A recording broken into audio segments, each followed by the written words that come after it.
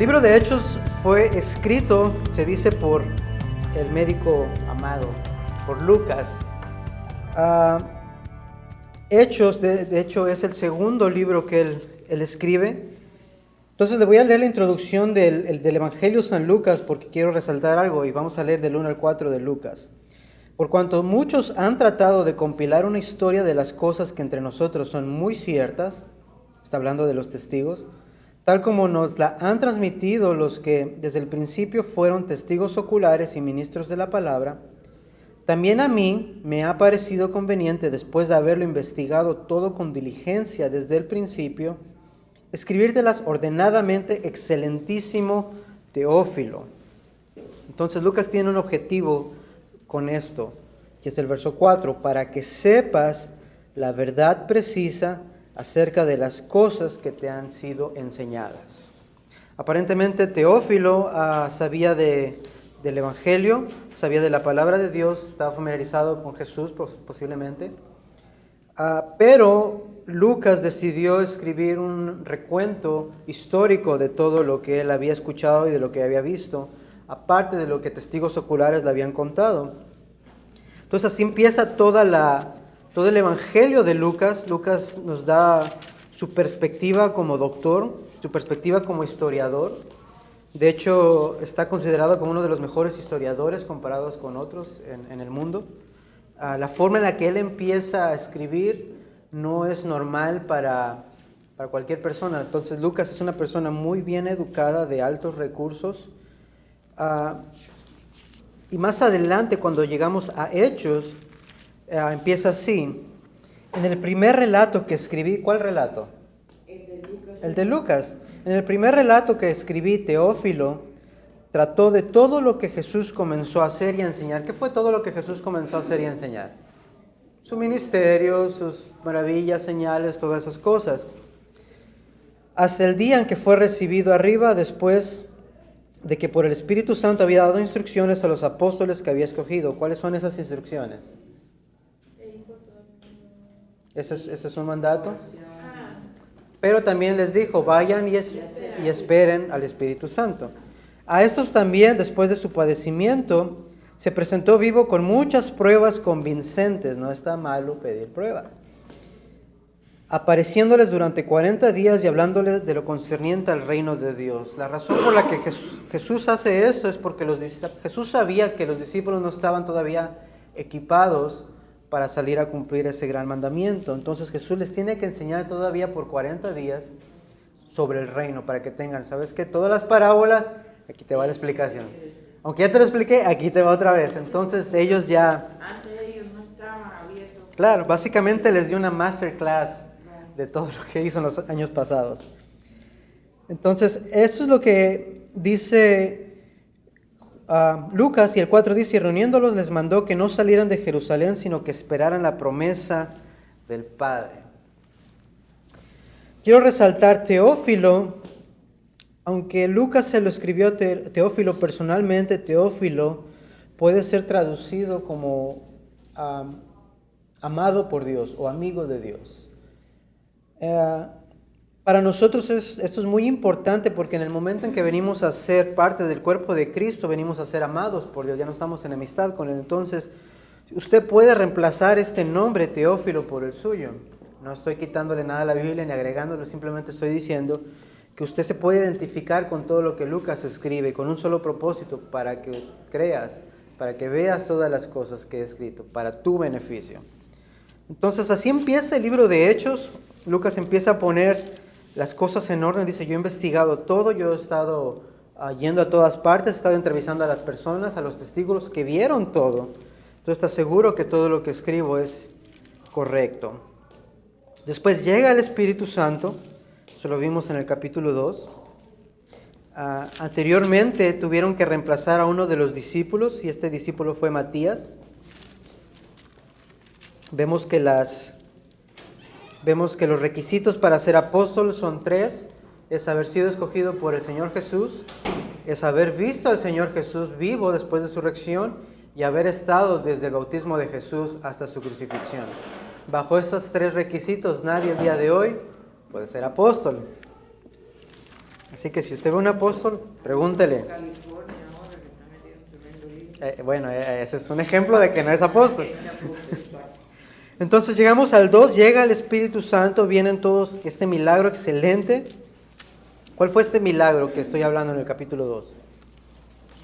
Cuando bajó el Espíritu Santo y ellos empezaron a hablar en lenguas, predicar.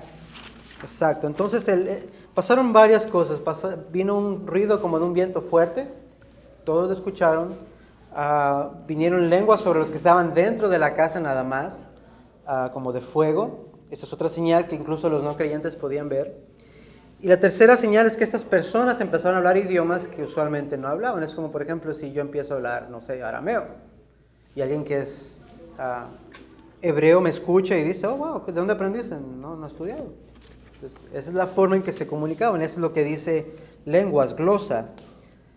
Entonces llega el Espíritu Santo, pasa todas estas cosas, y ¿se acuerdan cuáles eran los puntos, o más bien la secuencia después de un milagro?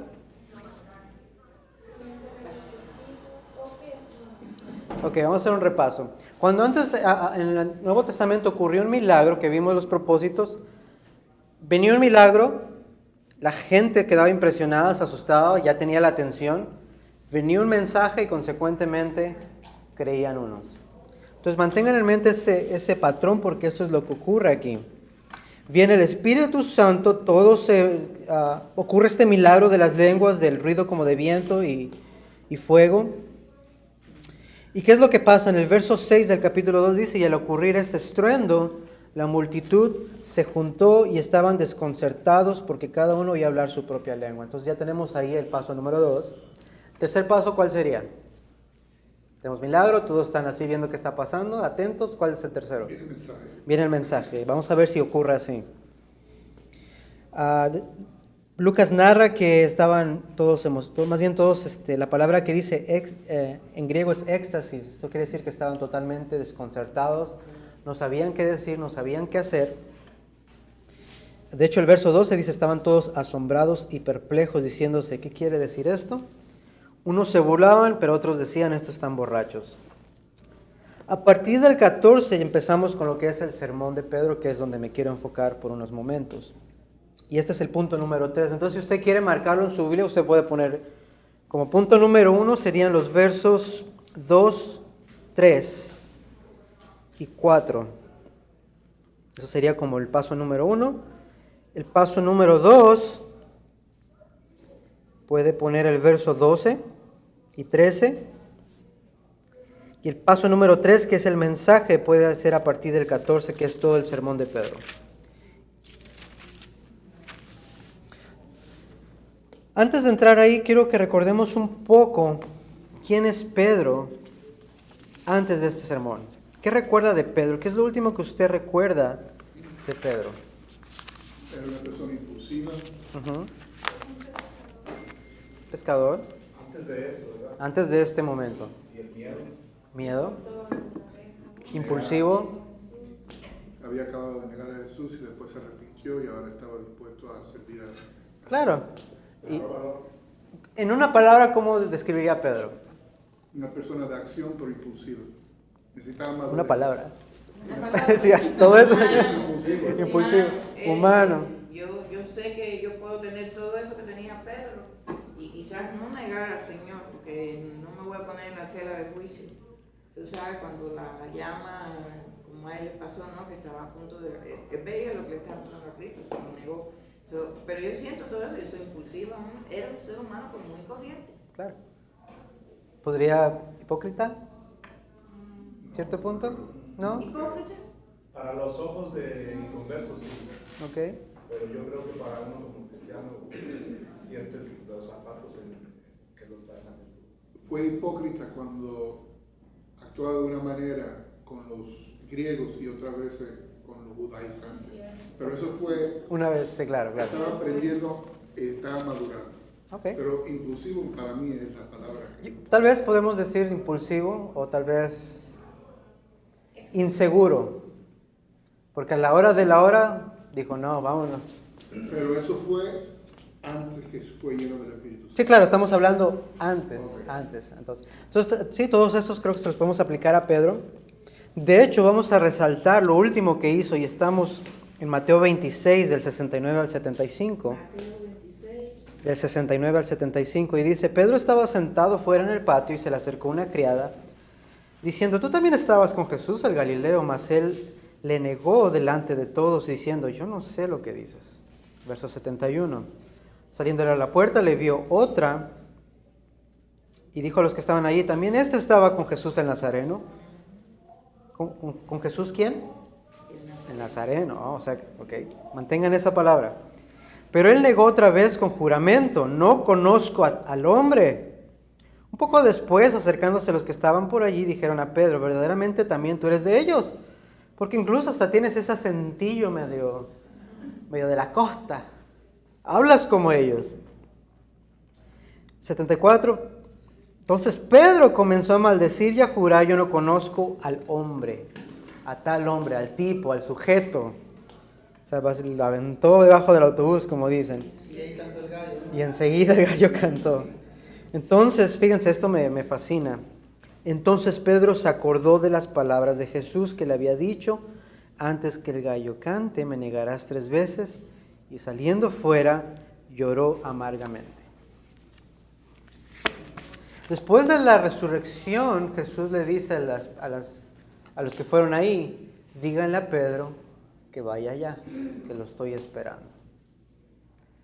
Imaginen a ese Pedro que acaba de negar a su Señor, vio todo de lejos, yo creo que ni siquiera tal vez estuvo ahí cuando fue crucificado, y de repente su Señor resucita y díganle a Pedro que lo espero en la esquina. Él dijo también. ¿Te imaginas lo que pasaba en la cabeza de Pedro?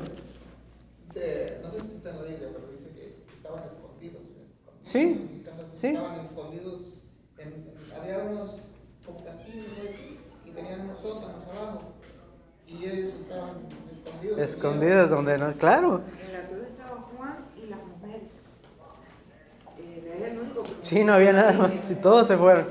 Entonces chequen esto. Pedro había estado en el monte con Jesús y otros 2 discípulos.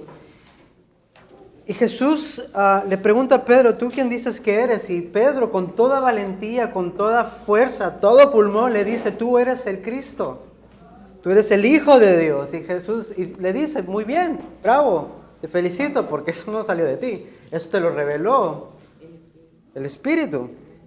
Esto te lo reveló Dios. Entonces Pedro viene de estar en lo más alto y de repente se va al piso, rompe el piso y todavía se va hasta más abajo. Llega el momento en que se encuentra con Jesús. Jesús le dice: Pedro, ¿me amas? Tú sabes que te amo. No, pero te pregunté si me amas. Y Jesús le encomienda a Pedro. ¿Qué le encomienda? Que cuida sus ovejas. Le da toda la responsabilidad. Las ovejas, dice Cristo, son mías. Pero yo me voy, cuídamelas. ¡Wow! Al que lo acaba de traicionar, al que lo acaba de negar 3 veces, al que le dijo: yo no conozco a este tipo. ¡Wow! Entonces, ¿qué pasa? Llegamos a Pentecostés, viene todo esto, las personas se espantan, las personas empiezan a decir que están borrachos. Y de hecho les voy a leer algo aquí que dice el pastor, el doctor Miguel Núñez, y dice así: esta transformación de ignorantes a sabios, de intimidados a intimidantes, de inmaduros a ser sensatos y reflexivos, personas que confrontaban a los expertos en la ley en un nivel altísimo, nos deben dar la motivación al caminar con Cristo. Al estudiar, tenemos que dejarnos vaciar para que su Espíritu Santo nos llene. El Espíritu Santo va a hacer algo con Pedro que Pedro nunca iba a poder lograr. Si ustedes pensaban que sus ataques ahí de emoción eran: wow, Pedro cortando orejas, eso no es nada comparado a lo que el Espíritu Santo iba a hacer. Y allí entramos al verso 14 del capítulo 2 de Hechos.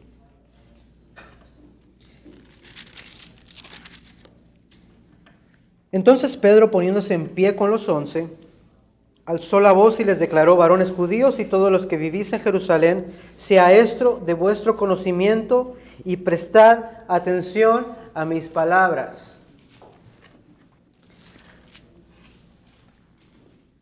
Anteriormente en Hechos nos dice que habían personas de varias regiones, eran miles de personas de la diáspora, de las personas que viajaban para celebrar al Pentecostés, estaba llena la ciudad de personas.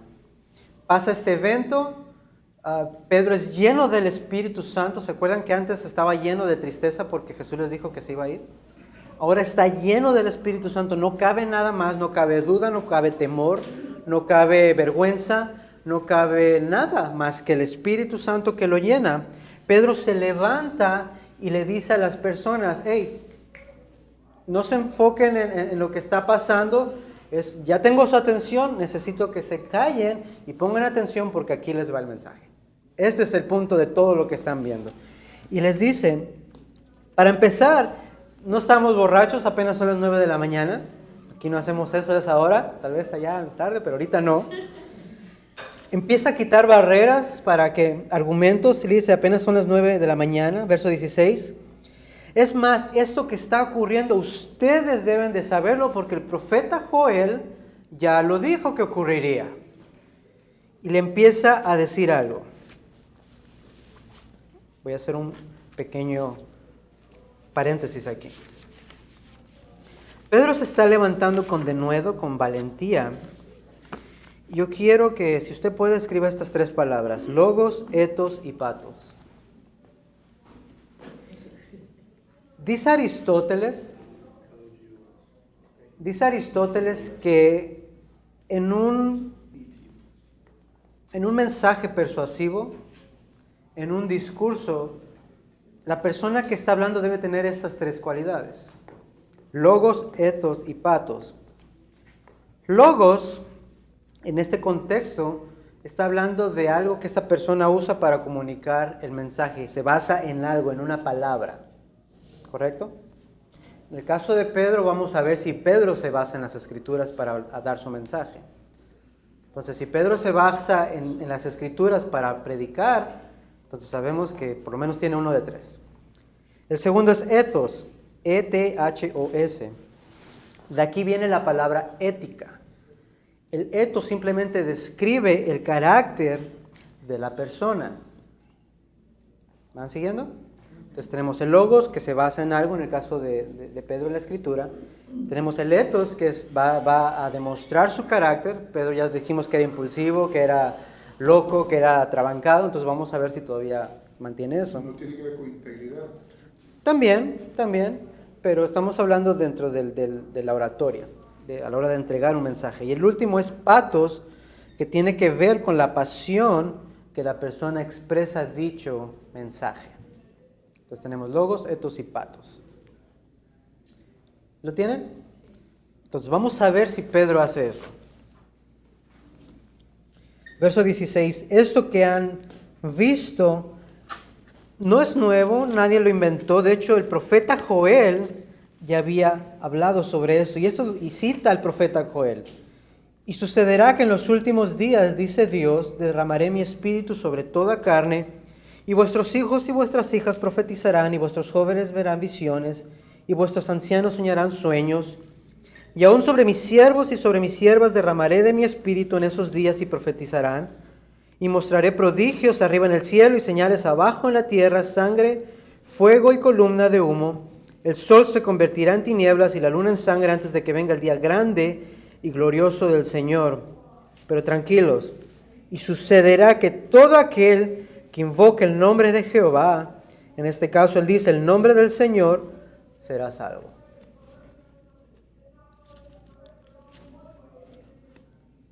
Ya no tiene miedo, ya no tiene temor, ya no está inseguro. Les dicen, no, lo que están diciendo, las acusaciones que están dando no son así, no estamos borrachos, y ustedes más que nadie deben de saber que Joel ya habló sobre esto y hoy es el día.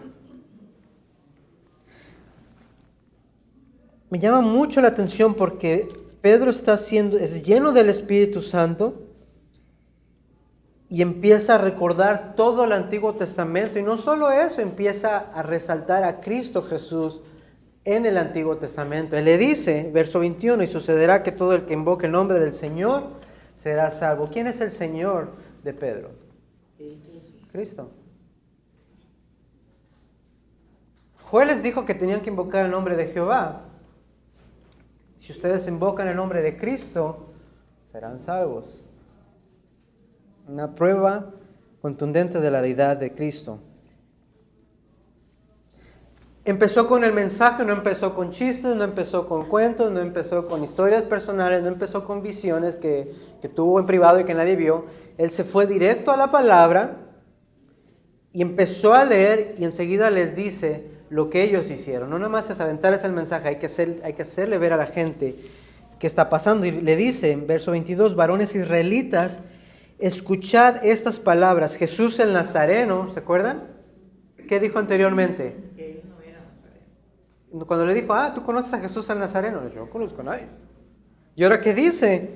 Jesús el Nazareno, varón confirmado por Dios entre vosotros, con milagros, prodigios y señales. Este hombre que fue autentificado por Dios, que fue autorizado por Dios, que es el Mesías de Dios. Y ustedes saben, a este que fue entregado por el plan predeterminado y el previo conocimiento de Dios, ustedes lo clavaron en una cruz y lo mataron. ¡Ja! O sea, no dijo allá los líderes, no, ustedes, todos los que están aquí oyéndome, ustedes fueron los que lo mataron. Y no solo eso, ok, pues ya lo mataron, pues ya ahí quedó. Pero ¿qué les dice? A este Dios resucitó, Amén. poniendo fin a la agonía de la muerte, puesto que no era posible que quedara bajo el dominio de ella. ¿No me creen? Vamos a ver qué dice la Biblia. Y sigue él y cita Salmo 16, del 8 al 11. Porque David dice, él veía siempre al Señor en mi presencia, pues está a mi diestra para que yo sea conmovido, por lo cual mi corazón se alegró y mi lengua se regocijó, y aún hasta mi carne descansará en esperanza, pues tú no abandonarás mi alma en el Hades, ni permitirás que tu santo vea corrupción. Me has hecho conocer los caminos de la vida, me llenarás de gozo con tu presencia. Pedro dice, ¿no me entienden? Ahí les va la explicación. Hermanos, el rey David, puedo decir confiadamente que si van y buscan sus huesos en la tumba, los van a hallar. Pero, siendo profeta y sabiendo que Dios le había hecho una promesa a David que iba a hacer que su trono fuera eterno, está citando otra vez la escritura, dice, David miró hacia futuro y vio la resurrección de Cristo, porque él dice que no se iba a ser abandonado en el Hades, no iba a ser abandonado en el sepulcro, su cuerpo no se iba a empezar a descomponer. A este Jesús que resucitó Dios, de lo cual todos los que estamos aquí somos testigos. Así que, hablando de Jesús, exaltado a la diestra de Dios y habiendo recibido del Padre la promesa del Espíritu Santo, ha derramado esto que vosotros veis y oís. ¿Qué es esto que se ha derramado? El Espíritu Santo. El Espíritu Santo. Lo que Jesús prometió se está cumpliendo. Y no termina, y dice, porque David no ascendió a los cielos, sino que él mismo dice, dijo el Señor, a mi Señor, siéntate a mi diestra hasta que ponga a tus enemigos por estrado de tus pies. Jesús, vamos a ver qué dice Jesús sobre esto. Está en Marcos 23. Jesús dice esto. Ay, no tenemos 23. Yo creo que es Mateo. Yo creo que es Mateo. Y aquí está, Mateo 23, perdón. Del 41 al 46. Y dice, estando reunidos los fariseos, Jesús les hizo una pregunta diciendo, ¿qué piensan ustedes sobre el Cristo? ¿De quién es hijo el Cristo? Y los fariseos dijeron, pues de David. Jesús le dijo, ok, perfecto. Dicen, entonces, ¿cómo es que David en el Espíritu, por medio del Espíritu Santo, le llama Señor diciendo, dijo el Señor a mi Señor, siéntate a mi diestra hasta que ponga a tus enemigos debajo de tus pies? Entonces esta es la pregunta, si ustedes dicen que el Cristo... Mateo 23 del 41 al 46. Tiene 39, ¿no? Mateo 23. Tiene 39. Mateo 23, perdón, 22. ¿Qué les cuesta irse para atrás un poquito? Qué bárbaros.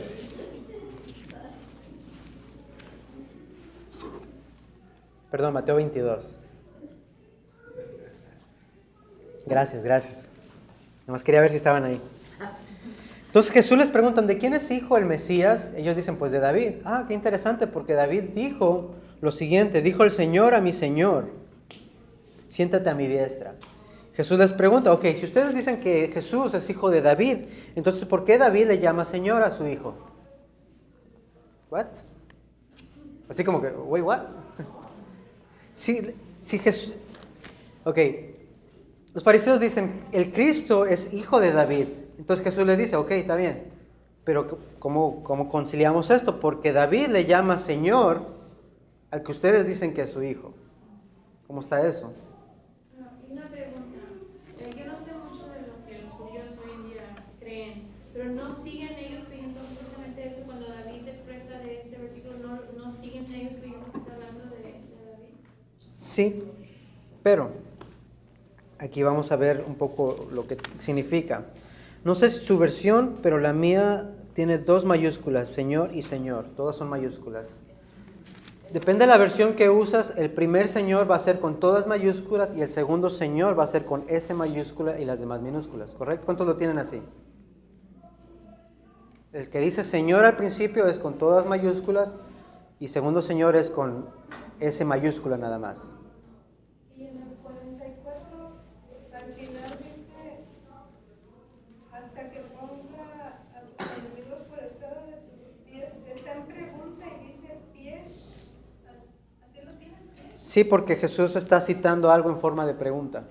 O sea, en el Salmo no es pregunta, aquí le está haciendo una pregunta a ellos. Bueno, lo que quiero decir con Señor es que el primer Señor se refiere a Jehová, a Yahweh. Con mayúsculas. Con mayúsculas todas. El segundo Señor está escrito Adonai. O sea, que era Jesús. Solo la S es mayúscula. Solo la S es mayúscula. Entonces, directo del hebreo sería, Yahweh le dijo a Adonai, siéntate a mi diestra, hasta que ponga tus enemigos debajo de tus pies. ¿Tiene más sentido? Entonces, a cierto punto, Pedro explicó lo que esto significaba, entonces no tienen motivo para seguir creyendo lo que creen ahorita. Entonces le dice... Perdón, la palabra es que no sé si aquí esté mal, porque dice pies, no dice pies. Oh, no sé, debe ser pies, a lo mejor tiene alguna, es una H pequeñita, chiquitita. También, pero aparte. Puede que sea una referencia a... Puede que sea una referencia... Ok. Entonces, ¿sí me entendieron eso de lo de Señor le dijo a mi Señor? Ok. Entonces, Él le dice, no permitirás que tu santo vea corrupción. Más adelante le dice, verso 34, porque David no ascendió a los cielos, sino que Él mismo dice, dijo el Señor a mi Señor, siéntate a mi diestra hasta que ponga a tus enemigos por estrado de tus pies. David está profetizando, David está viendo la resurrección, David está viendo más allá, cumpliendo su rol de profeta. Y verso 36, sepa pues con certeza toda la casa de Israel, que este Jesús, a quien ustedes crucificaron, Dios la ha hecho, ¿qué? Adonai y Mesías.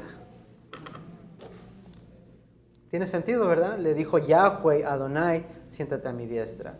Ahora dice, Dios ya resucitó al Mesías y le dijo, más bien lo ha hecho Adonai, lo ha hecho Señor, lo ha hecho Kurios en griego y Mesías o Cristo. Yo le voy a hacer una pregunta. ¿Están los tres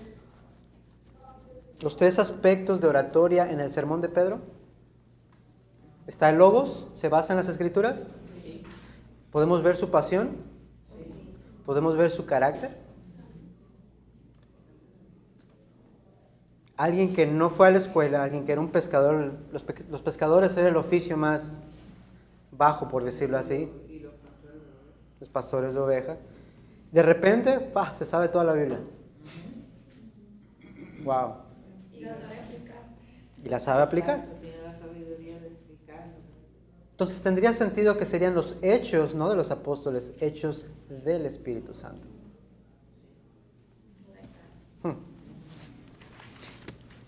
Entonces ese es el 3, ¿verdad? Tenemos el milagro, tenemos, todos ponen atención, tenemos el mensaje que nos falta. Se convierte. Vamos a ver si pasa. Verso 37. Al oír esto, compungidos de corazón, la palabra compungidos es muy interesante. Y viene del griego katanuso y quiere decir traspasado, violentamente agitado. Dice, al oír esto, sus corazones fueron traspasados, que dice la Biblia que es la palabra de Dios, Como una espada de doble filo. de doble filo. Y le dijeron a Pedro y a los demás apóstoles, hermanos, ¿qué hacemos? ¿Qué vamos a hacer? Ya entendimos. Nosotros matamos a este que es el Cristo, a que Dios lo confirmó por medio de milagros. Lo hicimos lo peor, le dimos la peor de las muertes posibles. Lo humillamos, nos burlamos de él, lo hicimos menos. Ok, ¿y ahora qué hacemos? Lo entendemos. ¿Qué hacemos? ¿Qué podemos hacer? ¿Qué dice Pedro? Júntense, vamos aquí a platicar. No, ¿qué les dice? Que se arrepiente. Arrepentíos y sed bautizados cada uno de vosotros en el nombre de Jesucristo para que sus pecados sean perdonados y reciban el regalo del Espíritu Santo y sean como nosotros, llenos del Espíritu Santo con un solo propósito. ¿Y cuál es ese? Ir a las naciones y predicar exactamente lo que yo les acabo de decir. Entonces dice el 39, porque la promesa es también para ustedes y para sus hijos. ¿Qué dijo Joel? En aquellos días el Espíritu estará sobre toda carne, sobre hijos, sobre papás, sobre todos, incluso siervos. Un ejemplo claro de siervo, tenemos a Filemón. Dice 39, porque la promesa es para vosotros y para vuestros hijos y para todos los que están lejos, para tantos como el Señor nuestro Dios llame. O sea que está abierto para todos, no solo para los judíos. Para todos los que Dios llame. Amén. Y muchas otras palabras testificaba solemnemente y él les exhortaba diciendo, sed salvos de esta perversa generación. Entonces los que habían recibido su palabra fueron bautizados y se añadieron aquel día, ¿cuántos? Ah, mira, aquí está el número 4. Y se dedicaban continuamente a las enseñanzas de los apóstoles, a la comunión, al partimiento del pan y a la oración. Ese es el sermón de Pedro. Aquí cuesta 3.000 hombres, eso no incluye mujeres. Eso hubiera sido posiblemente. Claro. En Salmos 20, 68, 20, se refiere a Dios y Señor, y se escribe igual, que como se escribe se refiere al Señor Jehová, el Señor, y se escribe igual. Salmo 68, ¿qué? 68, dice, Dios, nuestro Dios, ha de salvarnos y de Jehová, el Señor, es el librar de la muerte. Pero se escribe igual, el Señor, o sea, se escribe igual, como está escrito acá en el versículo de Mateo. Uh-huh. Sí, cada vez que... No hay ninguna diferencia. La diferencia, ok. Cuando ustedes vean mayúsculas, la mía dice Dios en esta versión. En Dios sí, en Dios sí. Pero Dios es toda mayúscula. Cada vez que usted vea el nombre Dios o Señor con todas mayúsculas, quiere decir Jehová. Cuando vea Señor solamente con mayúscula, quiere decir Adonai. El punto de vista es, acá o sea, se refiere a Jehová, el Señor, y se escribe Señor igual que como está acá en Hechos, en el Mateo. ¿Ya? Y ahora, un ejemplo de eso, por ejemplo, aquí que nos dice en el verso... En Hechos 2, verso 21, dice, y sucederá que todo aquel que invoque el nombre del Señor, con mayúscula, será salvo. Entonces, si usted se va a Romanos 10:13, alguien que lo pueda leer si lo encuentra. 6:13 10:13, perdón.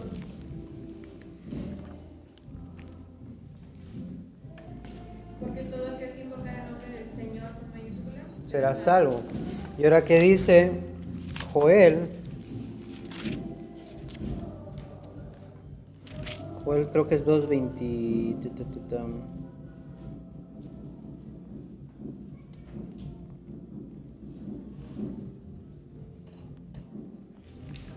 Joel 2:32.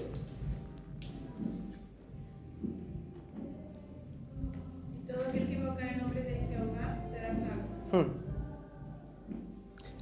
Hay un juego de palabras, Adonai, Jehová, Señor, Dios. Básicamente, en el Antiguo Testamento están diciendo, y todo aquel que invoque el nombre de Jehová será salvo, pero aquí Pedro, incluso Pablo, se lo aplican directamente a la persona de Jesús, el nombre de Jehová. Ahora, no lo quería decir, pero a lo mejor está bueno, ya que andamos en esto.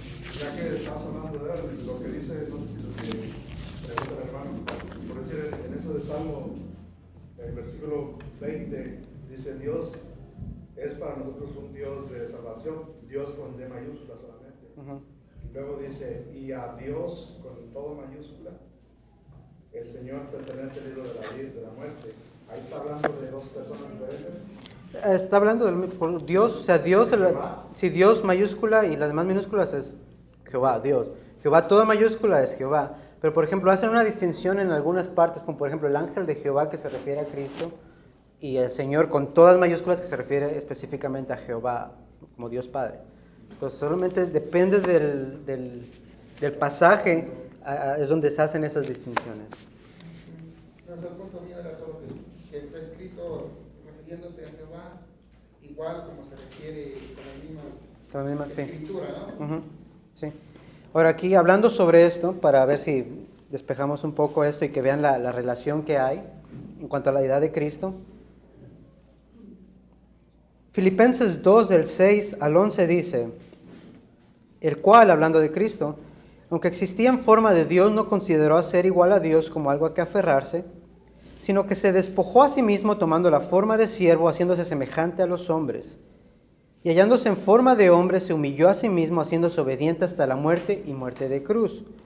Por esta razón, Dios Padre también le exaltó hasta lo sumo y le confirió un nombre que es sobre todo nombre, para que el nombre de Jesús, ¿qué? Se doble toda rodilla de los que están en el cielo y en la tierra y debajo de la tierra, y toda lengua confiese que Jesús es el Señor, para gloria de Dios Padre.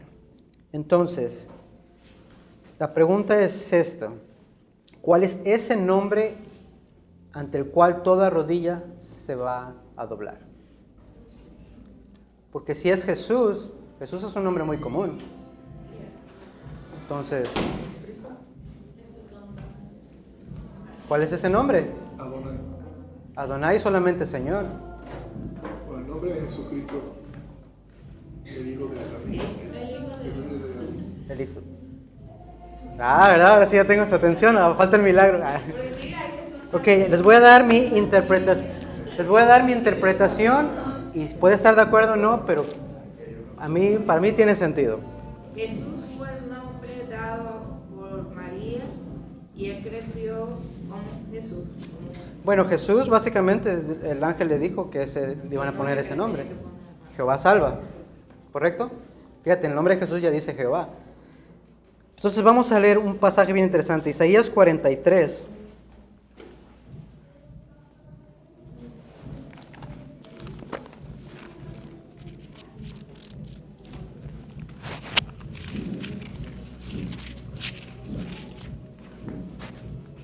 Por ejemplo, a María, cuando le dijeron que vas a tener un hijo, le dijeron que se llamara Jesús.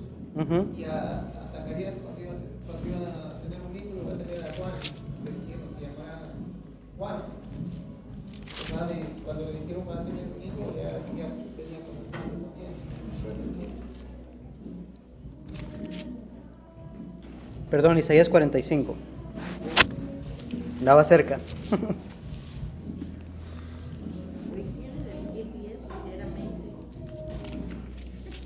Lo bueno es que está aquí, ¿no? Ahí, por ahí está.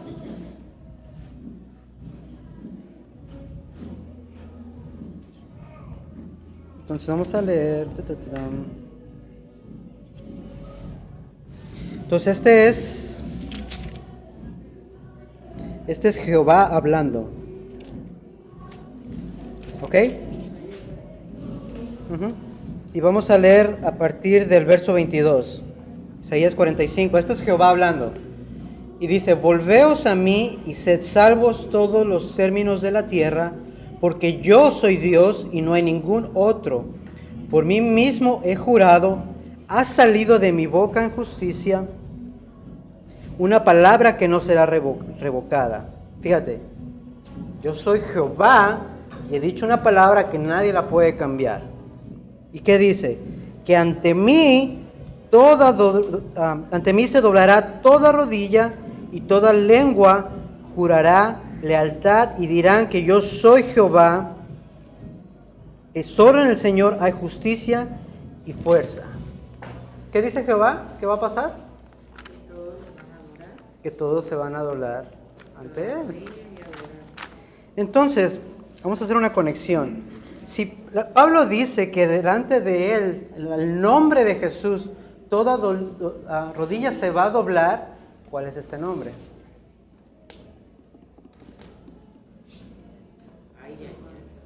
¿Qué? Jehová. Se está identificando directamente a Jesús con Jehová, poniéndolo a Él como Dios de todas las cosas.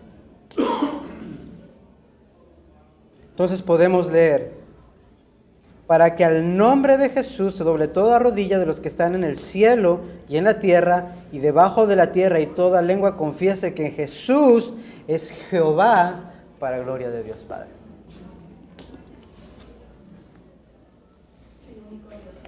¿El único Dios? ¿Cómo ve? Entonces, como le digo, usted puede estar de acuerdo o no, pero eso no cambia el punto de que un día todos van a tener que doblar delante de Jesús. ¿Cuál es la palabra que está ahí? No es Jehová, que toda rodilla doblará. Señor. Señor. Señor. ¿Tú dijiste Jehová en vez de Señor? Sí, Señor. Pero en este es todo mayúscula, Señor, todo mayúscula. Sí, Eso es muy interesante, no sabía escuchar eso. claro. Está entendido que si alguien va a doblar en esa cultura hebrea, si alguien va a doblar una rodilla, tiene que ser a Dios, porque no se puede doblar a ningún otro. Sí, claro, claro. Entonces prueba nuevamente que Cristo es el Dios. No, o sea, no hay ni cómo No hay darle vuelta. Dale vuelta, exacto. Entonces, después de allí pasan más cosas, y esto vamos a ir un poco más rápido. Es un ejemplo del patrón del 1, 2, 3, 4. Repito, 1 es milagro, 2 es asombro, maravilla de parte de las personas, 3 es el mensaje y el cuarto es la consecuencia. Lo que es interesante es que no apedrearon a Pedro en ese momento cuando dio todo eso, porque No. habían acabado de crucificar a Jesucristo un tiempo muy corto antes, y todo el mundo sabía lo que estaban dirigiendo la religión judía en esa época, y el pueblo en ese entonces, lo que ellos estaban haciendo. Claro. Y eso también pudiera ser una amenaza al Imperio Romano. También lo pudieran acusar otra vez de estar incitando disturbios. Es increíble que no lo apedrearon, no lo mataron. Eso es un milagro. De hecho, todo el mundo estaba claro. atónito. Ahora, de hecho, conforme a lo que tú estás diciendo de la amenaza, incluso la palabra Señor en griego es Kurios. Uno de los títulos de César es Kurios, Señor. Entonces esto lo podemos llevar aún más allá, y toda lengua confiese que Jesús es Jehová, que Jesús es Señor, que Jesús es Adonai, que Jesús es César, no solo de Jerusalén, no solo del Imperio Romano, sino de todo el universo. Y toda rodilla se doblará. Toda incluyendo rodilla, el César, claro. Incluyendo el César. Yo no entiendo cómo no lo clavaron en... Todo el mundo, incluyendo Pilato, yo creo que estaba... Yo creo que es la providencia de Dios, porque incluso cuando habla de Jesús, que lo querían matar, ahí abajo explica porque no era el tiempo. Entonces, Dios cuida de los suyos. Entonces, capítulo 3 es la curación de un cojo. Entonces, en el verso 7 dice: y haciéndolo de la mano derecha, la levantó al instante, y sus pies cobraron fuerza. tenemos un milagro. En el verso 9 vemos el segundo paso, todo el pueblo que lo vio andar, empezaron a alabar a Dios, es la consecuencia. De hecho, en el verso 10 dice que estaban asombrados y admirados.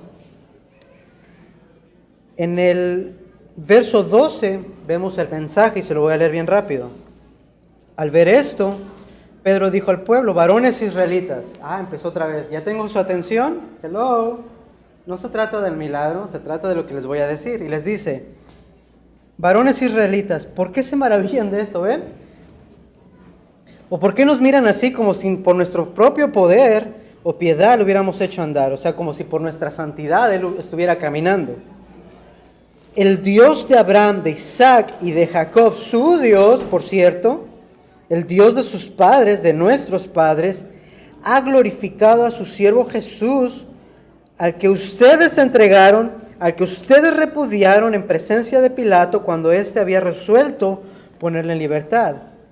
Mas ustedes repudiaron al santo y justo, vean mayúsculas, santo, solo Dios es santo y justo, solo Dios es justo, y pedisteis que se les diera un asesino, y disteis muerte al autor de la vida, autor con letra A mayúscula. Ustedes mataron al autor de la vida, al que Dios resucitó de entre los muertos, de lo cual todos los que estamos aquí somos testigos. Por la fe en su nombre, esto es, en el nombre de Jesús, lo que ha fortalecido a este hombre a quien veis y conocéis. Nosotros no lo levantamos, fue Jesús, fue por el nombre de Jesús que él camina. Y la fe que viene por medio de él, que le ha dado esta perfecta sanidad en presencia de todos ustedes. No solamente fue sano físicamente, fue sano espiritualmente. Y ahora, hermanos, yo sé que ustedes lo hicieron por ignorancia, lo mismo que sus gobernantes, pero Dios ha cumplido así lo que anunció de antemano por boca de todos los profetas, que Jesús debía de padecer. Ok, ahí está bien, lo entendí. ¿Qué falta? Por tanto, arrepiéntanse y conviértanse de vuestros pecados para que estos sean borrados, a fin de que tiempos de refrigerio vengan de la presencia de Dios. Y Él envía a Jesús, el Cristo, designado de antemano para vosotros, a quien el cielo debe recibir hasta el día de la restauración de todas las cosas, acerca de lo cual Dios habló por boca de sus santos de profetas de tiempos antiguos. ¿No me creen? Vamos a las Escrituras, a ver qué dice. Verso 22. Moisés dijo, y empieza a citar Deuteronomio 18:15, el Señor Dios les va a dar un profeta como yo de entre vuestros hermanos. A él prestaréis atención en cuanto os diga, hablando de Jesús. Y sucederá que todo aquel que le presta atención a este profeta al que no presta atención a este nuevo profeta será destruido. Y asimismo todos los profetas que han hablado desde Samuel y sus sucesores, así también anunciaron estos días. Vosotros sois los hijos de profetas y del pacto que Dios hizo con vuestros padres, al decir a Abraham, y tus simientes serán benditas todas las familias de la tierra, cita otra vez la Biblia. Para ustedes en primer lugar, habiendo resucitado a su siervo, la ha enviado para que os bendiga, a fin de apartar a cada uno de vosotros de vuestras iniquidades. ¿Tenemos el mensaje? Es impresionante cómo él usa la Biblia así, las escrituras. Claro. Si las hubiera estado estudiando. Claro. Ahora, aquí pasa algo interesante. Empieza el capítulo 4 y como que todo, ¿qué onda, no? ¿Dónde están los convertidos? Porque dice, mientras ellos hablaban, el pueblo se les echó encima, los sacerdotes, los capitanes de la guardia y los saduceos. ¿Por qué se le echaron encima? Porque los saduceos no creían en la resurrección. De hecho, el sacerdote tenía que ser saduceo. Por eso se le avienta encima. Indignados porque enseñaban al pueblo y anunciaban que en Jesús estaba la resurrección de los muertos. Les echaron mano y los encarcelaron hasta el día siguiente. Pero aquí, tranquilo, ¿qué dice el verso 4? Pero, sí, los encarcelaron, pero muchos de los que habían oído el mensaje creyeron, llegando el número de los hombres como a 5,000. Solo hombres, no contando niños ni mujeres. Entonces aquí ya tenemos la resolución, el 4. Muchos creyeron, como 5,000. Después de allí, en Hechos 4, vemos que son encarcelados.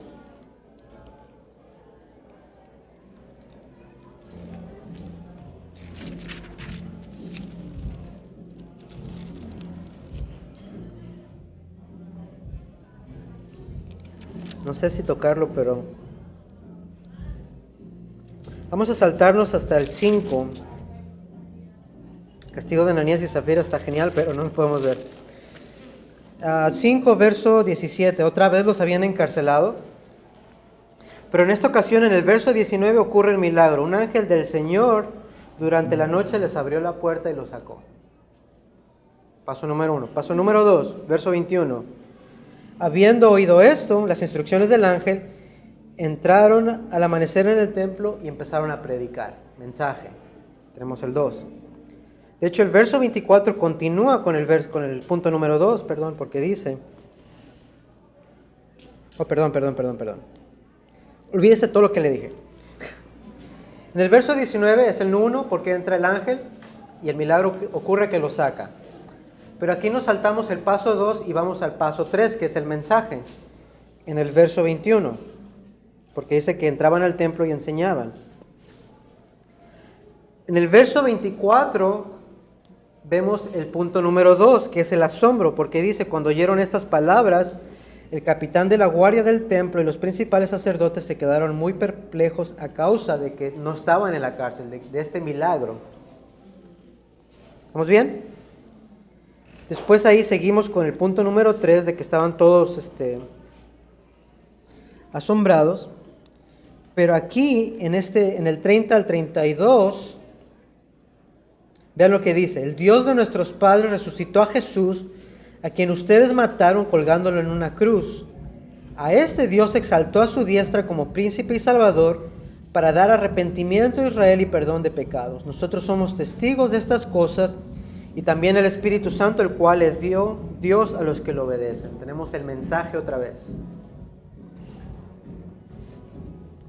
Verso 33, todos se ofenden, lo quieren matar, pero un fariseo llamado Gamaliel, maestro de la ley, les da un consejo, y es este consejo. Acuérdense de Teudas, él hizo cosas ahí, pero como no era de Dios, lo mataron. De Teudas no tenemos registro histórico, pero Gamaliel dice, ¿se acuerdan también de Judas de Galilea?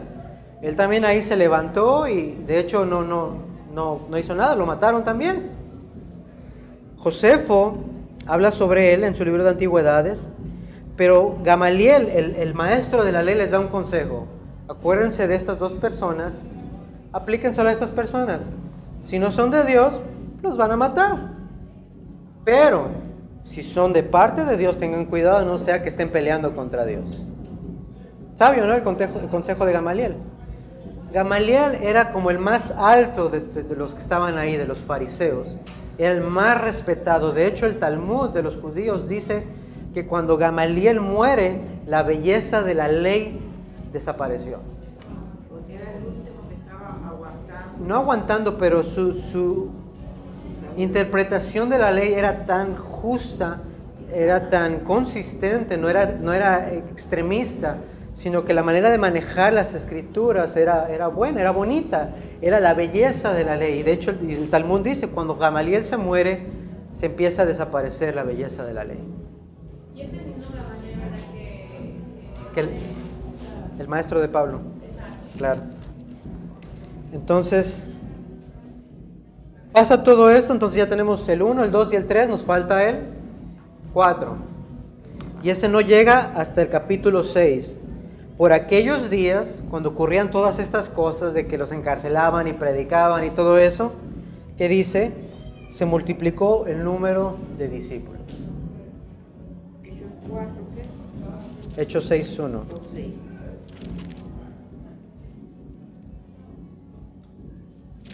Y de ahí llegamos al sermón de Esteban, que nada más lo voy a tocar bien rapidito. ¿Alguna pregunta hasta ahorita? Gamaliel fue el que libró del que lincharan a Pablo.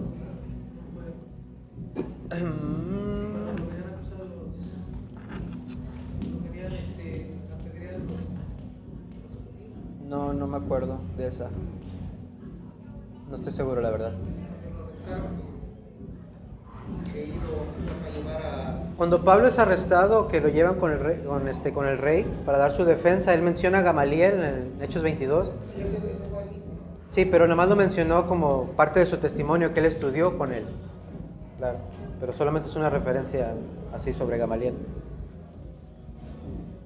Entonces, en el capítulo 6 vemos que los discípulos empiezan a crecer, la iglesia crece.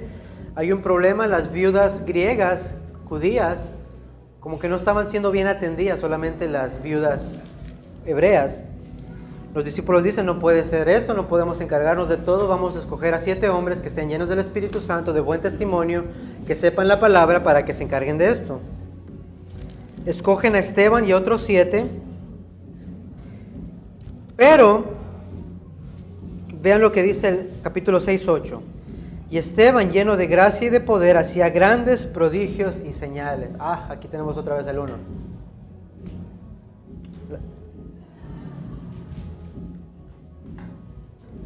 Se ponía a discutir con ellos, que si Dios, que si la resurrección. Lo acusan de las mismas cosas que acusaron a Jesús, de que quería destruir el templo, de que quería cambiar las tradiciones, de que quería cambiar la ley de Moisés. Todas esas cosas empiezan a acusar a Esteban. Y el verso 15 dice que las personas que lo miraban el rostro como de un ángel. O sea, las personas no podían con la sabiduría de Esteban, a pesar de todas las señales, lo querían acusar de cosas que no eran. Entonces el 15 lo podemos tratar como el número 2, como una señal, como algo ahí, como un asombro de las personas. Entonces tenemos la señal, tenemos el asombro. ¿Qué nos falta? La palabra.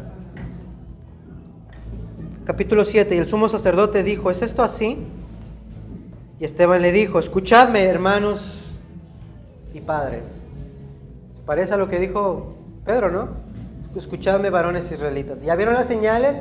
Eso no es lo importante. Sí, me están juzgando porque ya lo habían llevado con el Sanedrín. Yo creo en este punto Esteban sabía que lo iban a matar. Yo creo en este punto Esteban sabía que nada de lo que dijera le iba a cambiar la mente a las personas. Yo creo que Esteban ya saboreaba su muerte. ¿Qué dijo Esteban? ¿Está bien? Vamos a predicar la palabra. ¿Y qué dice? El Dios de gloria apareció a vuestro padre Abraham cuando estaba en Mesopotamia. Y de ahí le empieza a citar la escritura. No lo vamos a ver todo porque vamos a estarlo viendo las próximas semanas, pero quiero resaltar algunas cosas de Esteban. Esteban significa corona en griego. Apocalipsis dice, y aquel que persevere hasta el fin se le da la corona de vida. Esteban a este punto sabía que lo iban a matar. Él no trató de defenderse, aunque la Biblia dice que es la defensa de Esteban. Él no trató de defenderse a sí mismo, él trató de defender la verdad. No le importó lo que fueran a pensar, a él lo que le importaba era predicar a Cristo, hacerlo resaltar para la gloria de Dios. Entonces, ¿qué podemos concluir de todas estas cosas? Del sermón de Pedro, del primero, del segundo y del sermón de Esteban, al menos al principio. Que ya ellos habían cambiado, que no era cerca de ellos, que no tenían miedo y estaban predicando para que otros se salvaran, Claro. cumpliendo lo que Jesús le había mandado. Sí. De hecho, en el grupo de vida este viernes en mi casa, estábamos hablando sobre la conversión de Pablo. Y un punto que nos pareció resaltar es cuando tú vienes a Cristo, cuando tú estás en Cristo, tú ya no puedes ser el mismo de antes. No puedes ser, no cabe, no es posible, no es lógico.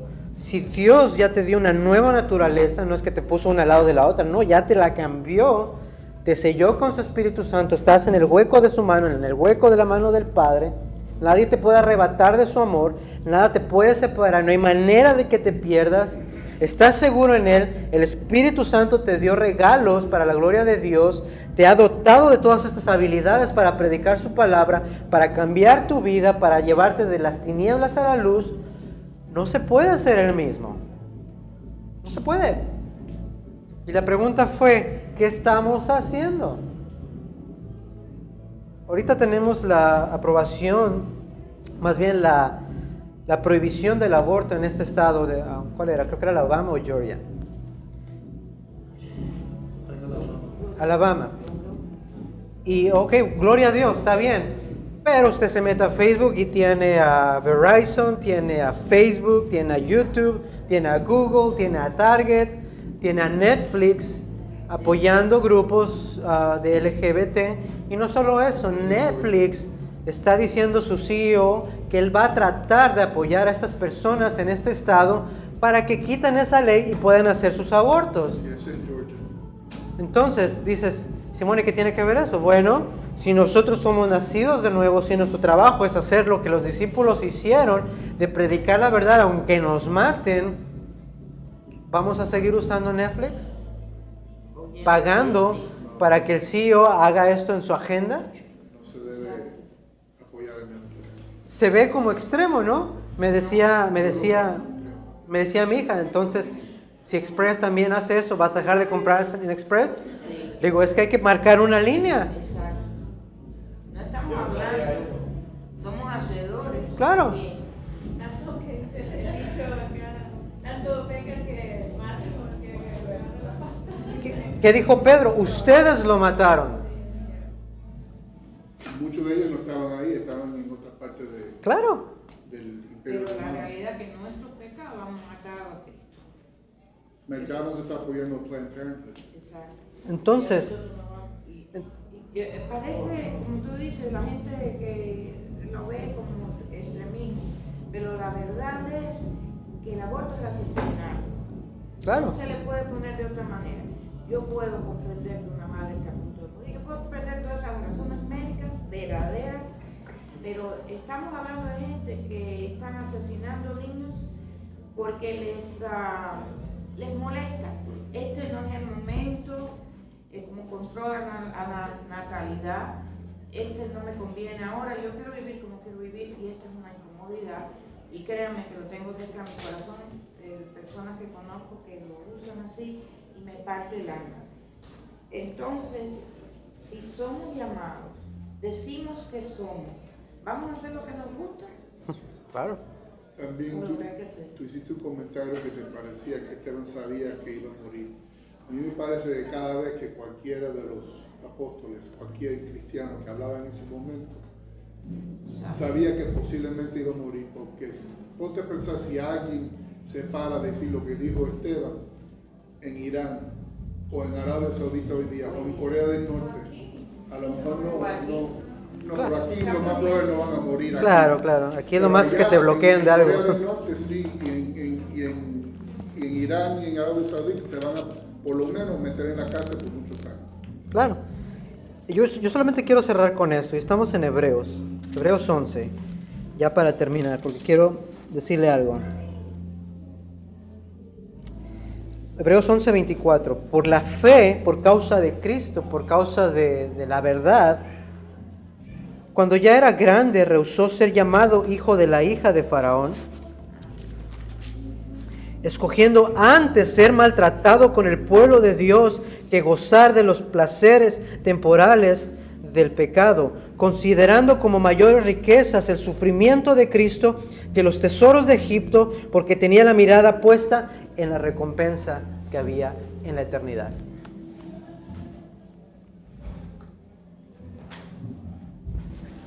O sea, la Biblia nos dice, nuestro enfoque no es aquí, nuestro enfoque es en la eternidad. Si tengo que sufrir, porque o sea, a mí me gusta Netflix, tienen buenos shows, pero si tengo que cancelar algo para no apoyar una agenda que mata y le quita el valor a la vida humana, lo voy a hacer, tengo que hacerlo. No es de si quiero, es que tengo que hacerlo. Porque los sufrimientos, dice Romanos, que tenemos en esta vida nos acomparan a la gloria venidera. Permítame también compartir Filipenses 1:27, porque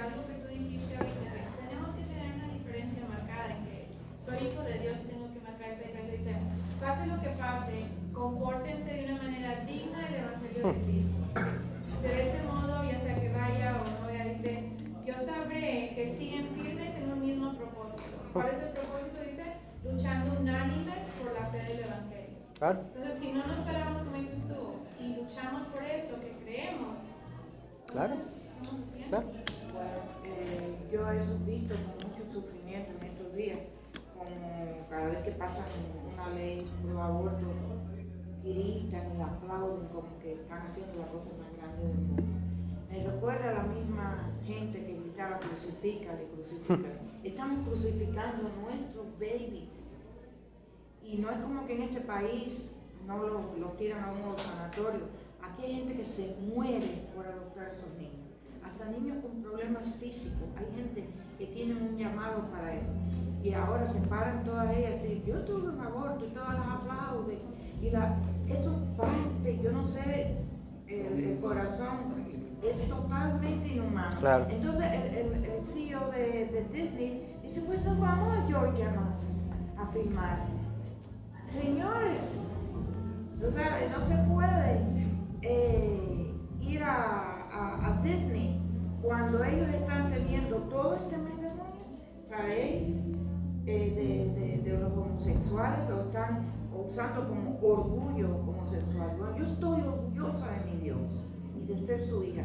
Y entonces vemos a veces a los discípulos lo que pasaron y decimos, wow, pero no creemos que nos va a tocar. Pero sí nos toca porque la Biblia dice, carga tu cruz.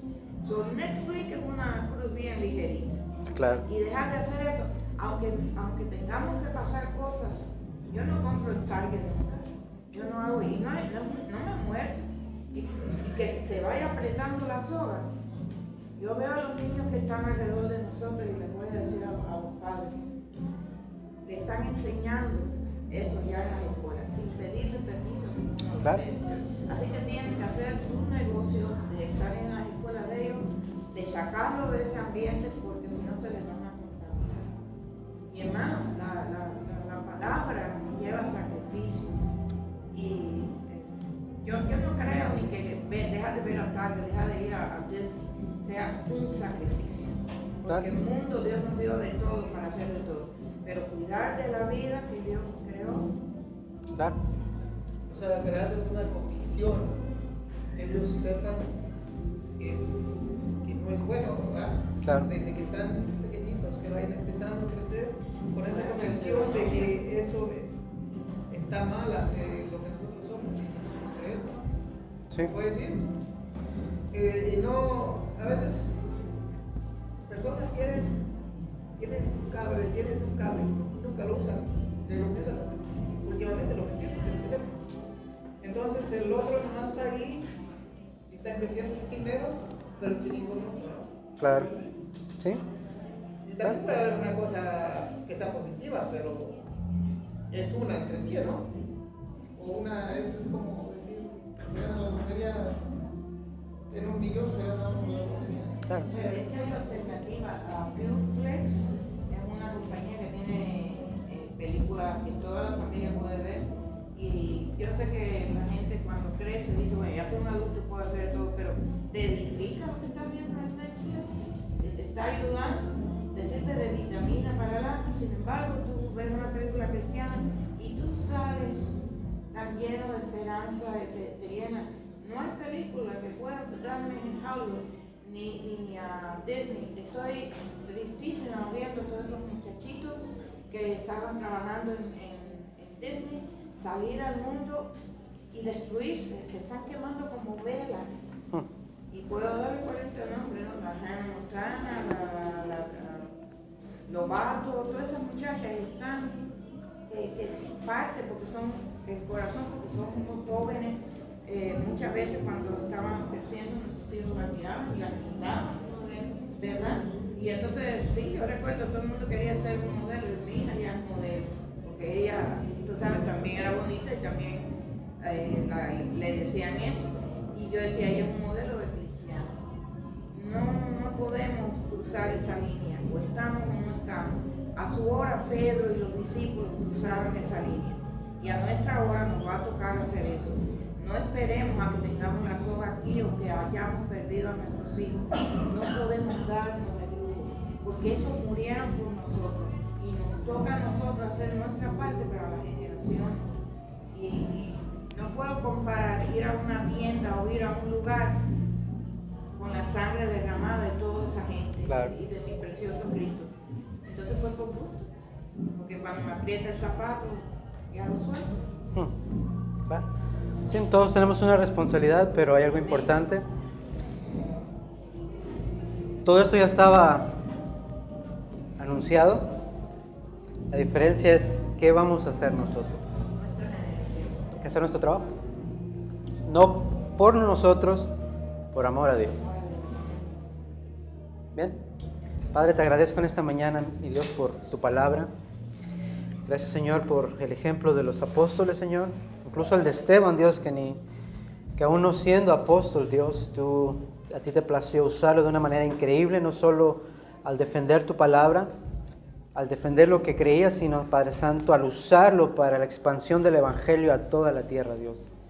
Padre, te pedimos solo en esta mañana, Señor, que tú tengas misericordia de esta nación, tengas misericordia, Señor, de donde estamos, Señor, pero sobre todo que nos ayude, Señor, a no tener vergüenza, a marcar nuestra posición, a marcar nuestras creencias, Señor, no imponiéndolas, sino por medio de la verdad, Dios, por medio de amor, por medio de la humildad, Dios, demostrar que tú eres el Cristo. Padre, te pido que tú nos uses, te pido que tú nos sigas preparando para que cuando el momento, Señor, se presente, nosotros podamos, Señor, hacer como estas personas y decir, escúchenme bien, porque lo que tengo que decir es importante, Dios. Padre, sabemos que tú solamente puedes convencer a las personas, Señor, pero eso no nos quita nuestra responsabilidad de ir y anunciar el Evangelio, Dios, a todo el mundo. Padre, te pido, Dios, que tú estés con nosotros en esta semana y que tu nombre sea glorificado con nuestras vidas y con nuestras acciones. En el nombre de Cristo Jesús.